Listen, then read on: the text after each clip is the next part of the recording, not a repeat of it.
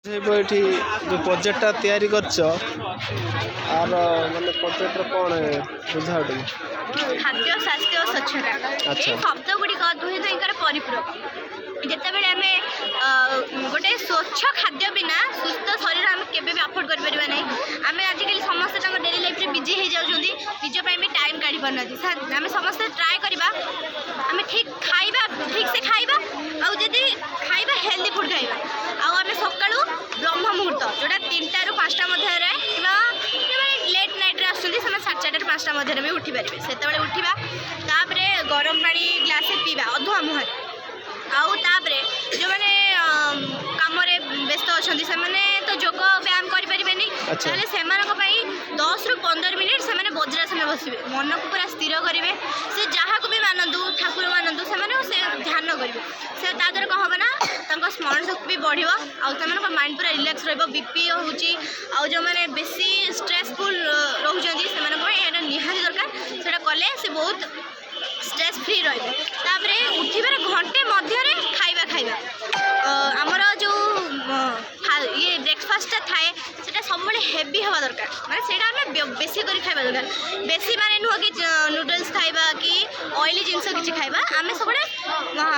light जिनस किंतु heavy करी खाइबा जेटा गजामुग हो आ मांडियार जाऊ हो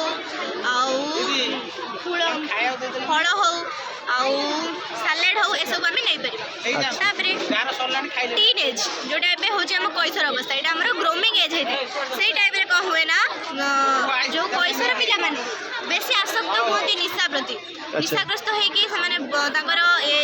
जो एज पाठ पढ़ा दे सब नष्ट कर दियंती तापरे आमे सेगुडा को खाइबा द्वारा कैंसर भी होउची टीबी भी होउची आउ किछि लोक पागल भी हे जानती एमिति सिचुएशन ताहले आमे सेगुडा को अवॉइड करबा घरे सब बडा पई फसल टिके करबा चेष्टा करबा आउ जदि भी हमर से सुविधा नाही कारण एटा कहबार कारण होची आजिकली मास जो जिनस को हबा पे मास लागुची ताको चासी 15 दिन करे आनी मार्केट रे बिकुची सेटा केमिति करची बहु परिमाण केमिकल दिया होची सेति हम ताको केमिकल लेवल हमर तो घरे केमिकल यूज होनी खत देकी हम सेटा चाष करबा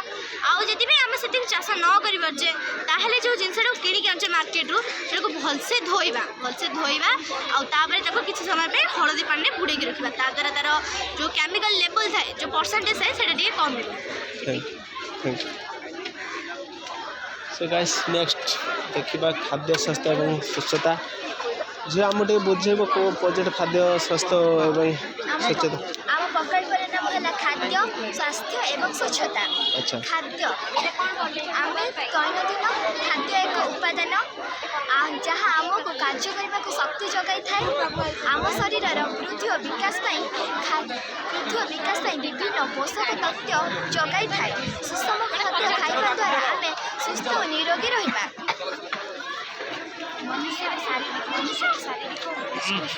अच्छा मानसिक सुस्थ सुषम